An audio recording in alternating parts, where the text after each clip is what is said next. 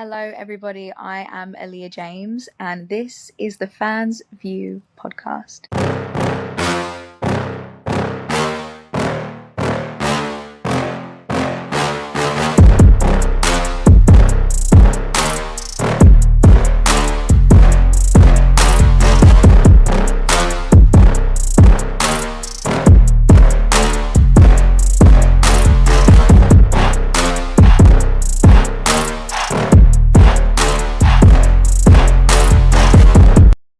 What's going on, everybody? Welcome back to another episode of the Fans View podcast. Today, I'm so excited. Today's guest is a former NXT UK star who's currently tearing it up on the independent scene.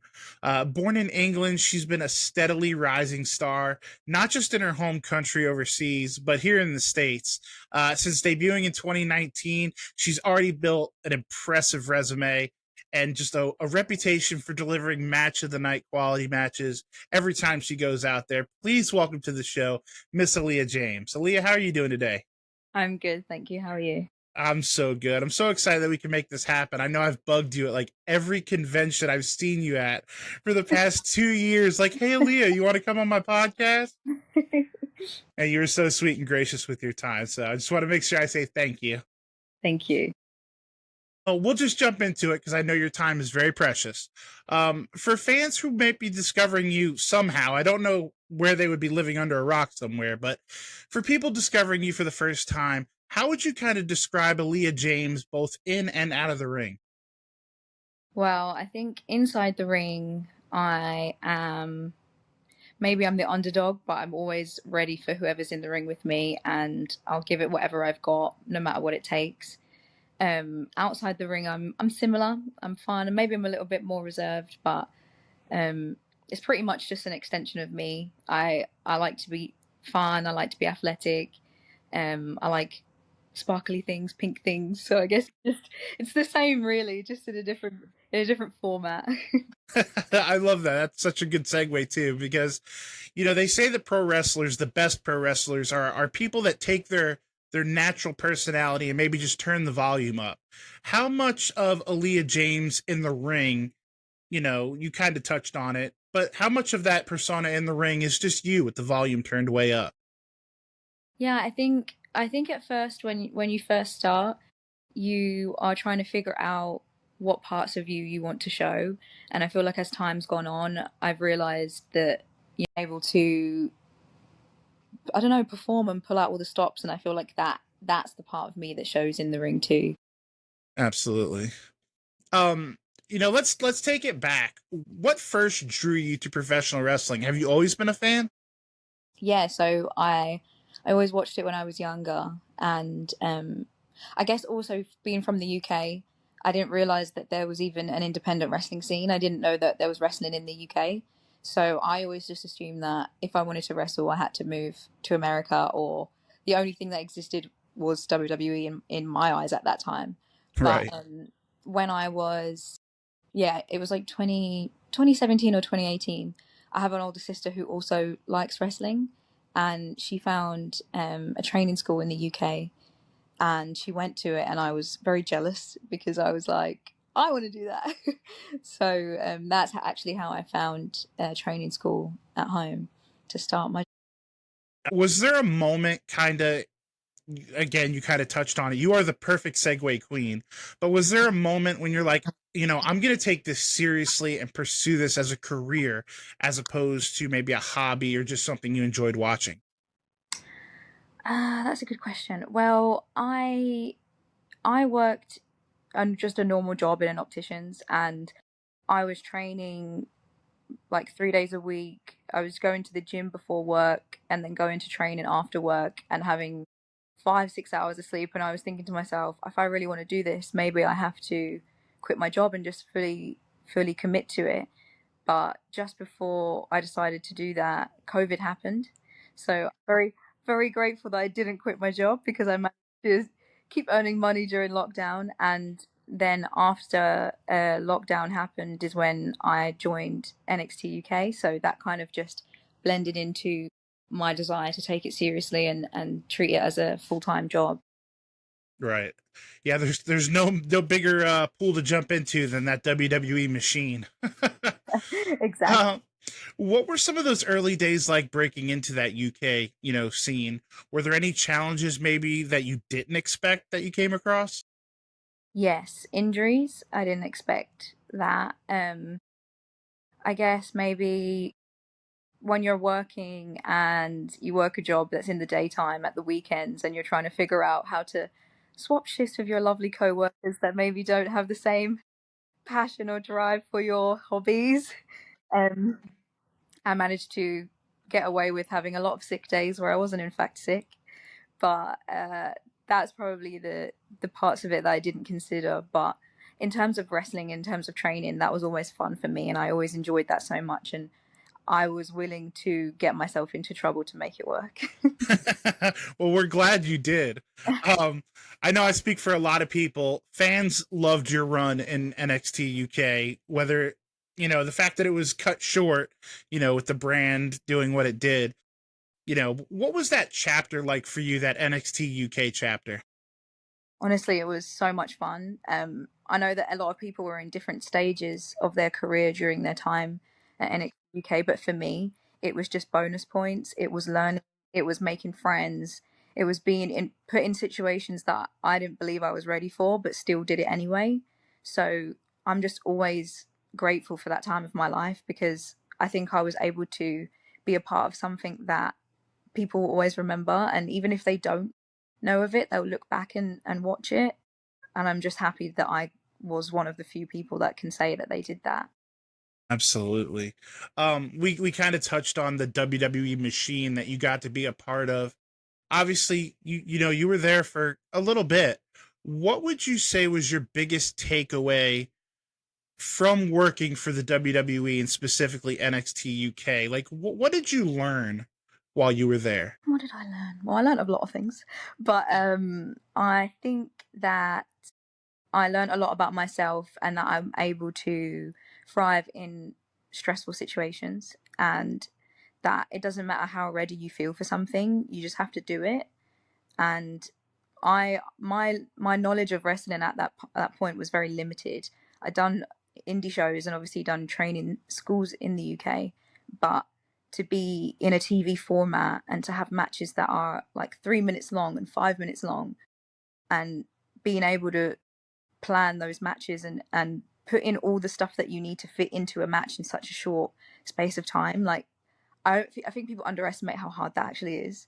So um yeah, I learned a lot about TV and about how all of that stuff works very early on, and working to hard cam and different Exactly. ways. Yeah, like just different ways that people tend to learn like later on in their career. I was able to learn that early, so definitely very grateful for that. Yeah, and I'm glad you mentioned that because that was something I wanted to ask you about specifically is, like professional wrestling isn't hard enough. Now you've got to work to the hard cam. You've got to hit these time cues. Like you said, you're on TV. There's not a lot of wiggle room there. So I can't imagine being in your position, being so young in the business still, but Yeah, I obviously remember like one of my first match, they didn't realize that I hadn't practiced my entrance, so I didn't have one, so I just made it up, and I still do it to this day. I just in that moment I said, well, I guess this is what I do, and I just did it. I love that so much. Um, who were some of your favorite opponents, or maybe is there a moment that sticks out to you, as we kind of wrap up your time in NXT UK? A moment, I would say, because when I first started wrestling there wasn't any fans. Hmm. And maybe the first show that we did that had an audience, that I don't specifically remember who I wrestled.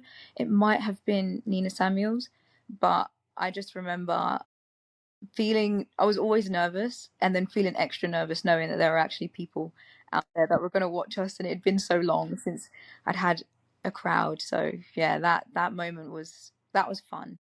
Yeah. Hey, you. Yeah, watching this right now. I see you. If you're enjoying what you're watching, I've got one quick favor to ask, and it only takes a second, costs you nothing, and makes a huge difference. If you could go ahead and hit that like button, maybe drop a comment. If you haven't already, make sure you're subscribed. Doesn't seem like much, but for small creators, it's everything. So let's help more people find this channel and keep the content coming. And honestly, I'm pretty sure the podcast will be really grateful. So if you're having fun, you like what you see, make it official, click those buttons, and the Fans View podcast, we'll see you next time. Yeah. Would you consider COVID maybe the hardest thing you've done in pro wrestling to date? No. COVID was very easy. Really? Okay. Yeah. I think the hardest thing I've done to date is probably after NXT UK, I took a year off of any shows, and I would say the hardest thing was coming back to wrestling after that, because I hadn't done it in so long, and I think in my head, thought that everybody thought I should know more or should be at this level that I didn't see myself at, and then trying to wrestle to a level that I think everyone is expecting of me, but it was actually just me doing that to myself. Having to go through that emotional roller coaster, that was probably the hardest thing. For sure. Again, you are the segue queen. Who knew you were so good at this? Since leaving NXT, you've shown back up on the indies after taking some time off. What's the biggest difference for you coming back to that world after, being on television and doing all that, but now you're back on the independent scene? What's been the biggest, culture shock difference? I think when I started up again, I started in the UK, and I did that for about like 4 or 5 months, and then I think maybe it was going over to America, and the wrestling style is different, and everybody plans differently, and everybody's looking to add something different to their matches, and I think that for me was the hardest adjustment. I love wrestling in the UK. I love all the girls that I get to work with. I love the girls in America, but their style is very different. So I guess for me it was like just figuring out how to blend it all successfully and give myself grace and give my opponent grace, and just learn from each matchup that I'm in. Absolutely. I love that answer. Do you think that you approach matches differently now than compared to the start of your career? Like, how has your mindset, and your style changed? Oh, it's very different. Like, I used to have to look at my phone just to know what it was that I even did. I didn't even know what I was doing. I guess when I first started, I had so many people around me that were determined to help me, which I'm so grateful for. But it took a lot of the thinking out of it, and it took a lot of like any of my ability out of it. All I knew is that when I got in there, I could do it, but I didn't know what I was doing. Right. But now I think I have an idea of what I'm doing. I hope. Well, I love watching you do it. Whatever it is you're doing, we certainly enjoy watching it. Thank you.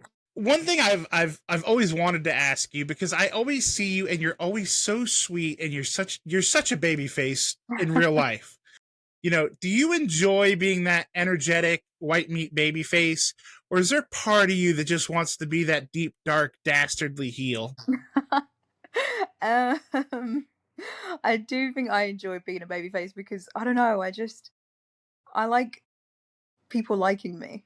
I don't know if I'd be able to handle people not liking me. I think I'd be good at it. I don't know why. I just think it'd be fun, but I just like being the one that people cheer for. I'm not sure. That's a good feeling to me.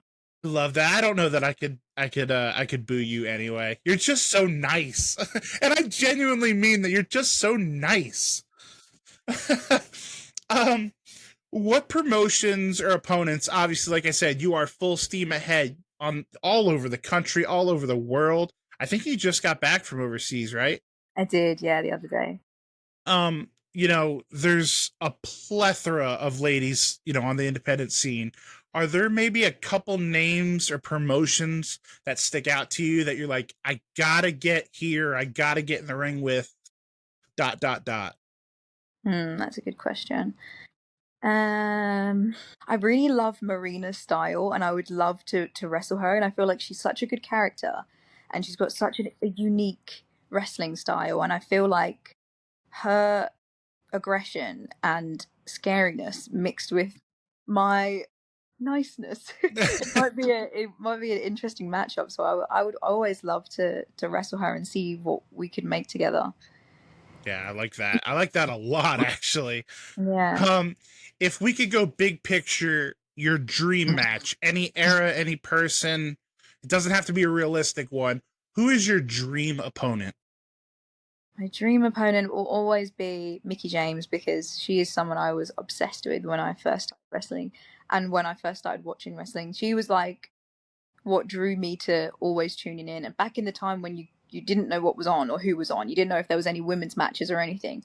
But I was always hoping, just please, just one little Mickie James match. I don't care how long or short it is. I love that.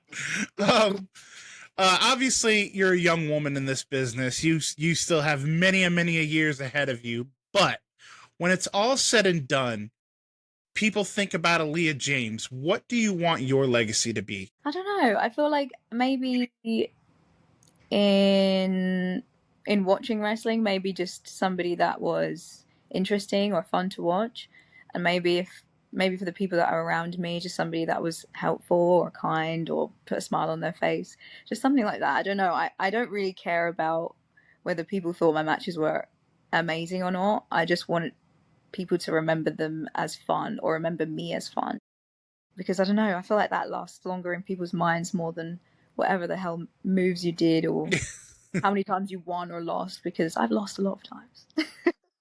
And we still love you for it. So you're on the right track. You're on the right track. So this is the Fans View podcast. I'm just a regular fan, and I love talking to people in the professional wrestling world and kind of getting to know them a little bit beyond the ring. And my last two questions, I feel like, really encapsulate that. The first one being, this is the Fans View podcast. What are you a fan of when you're not in the ring? I'm a fan of CrossFit. I love CrossFit. We see that on your Instagram. My goodness. When I first got into it, I would just watch the CrossFit documentaries every day before I trained to be like, okay, I can do it. I need to get in the zone. If they can lift 1 million kg, then I can lift 5. I'll be okay.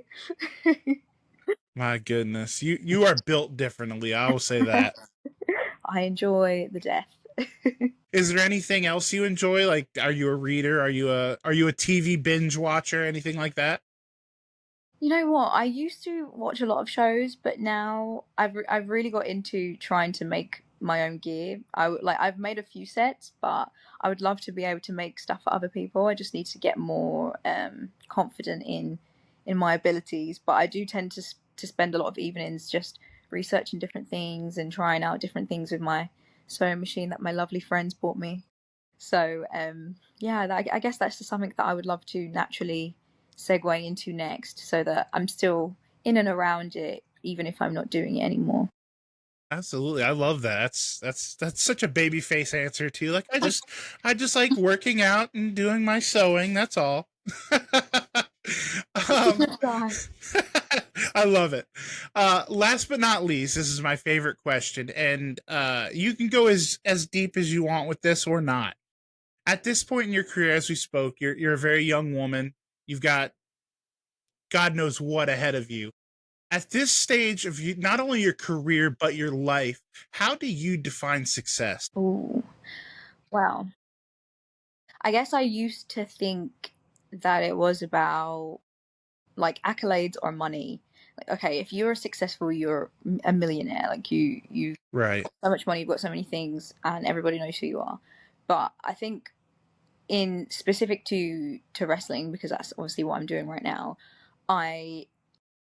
after having a time off from wrestling and having a break of just being a normal human being and not putting all my time and effort into trying to be successful in wrestling, I think that success to me is being happy and not feeling like you're doing something because you have to. You're doing it because you want to, and Yes. getting as far as you can, being truly happy with that. And as soon as I came back to wrestling, I have this, like, I don't know if it's lame, but I have this little book that I put every single match that I've done. Like, after I wrestle, I write the date and the location and the person and the promotion, and I'm only allowed to write something nice about it. Even if I thought it was the worst thing I did, I have to only write one good thing. And to me, because when I look back on that, I'm not going to think about all the little details that, oh, I did this wrong or this happened, whatever. I'm just going to remember the fun that I had and the memories. And that's success to me. It's being able to look at the stuff that you've done and be proud of it, know that you did it the way that you wanted to. I don't know. I feel like that to me is success. Love it. I appreciate that answer. Aleah, I just want to thank you so much again for coming on. Where can people get a hold of you on social media? 8x10s, t-shirts, that kind of thing. Is there somewhere people can reach out? Yes, so I have X and Instagram and TikTok at the Aleah James, and I do have a big cartel. I don't know what the name is, but it's on all of my accounts. It has a link tree and it's attached to that, so you can find it on there. Okay, we'll definitely we'll put the link tree in the description of the YouTube video as well. What do we have coming up? Where can people see Aleah James in the next couple weeks? Do you have any shows coming up? Yes, so this Friday I am in Chicago at 01. On Saturday I'm at Arche in North Carolina. And next weekend I think it's Pennsylvania. I'm really bad with states. PA, is that Pennsylvania? PA, yep. Nice. Pennsylvania, so yeah, I don't know where I am, but I'll be there. Check the social medias, guys. That's the best thing to do. Well, like I said, Aleah, thank you so much. This has been just as good as I expected it to be. Hopefully we can have you on again sometime down the road. Yes, thank you very much for having me. Guys, make sure you go show Aleah some love. Follow her on all the socials. Check out where she's going to be. If she's going to be in your town, go give her some love. She deserves it. She is our baby face. Come on, guys. Most importantly, guys, give her a follow, show her some love, and most importantly, call your mom. Yes. If you haven't liked or subscribed, you're going to be joking me.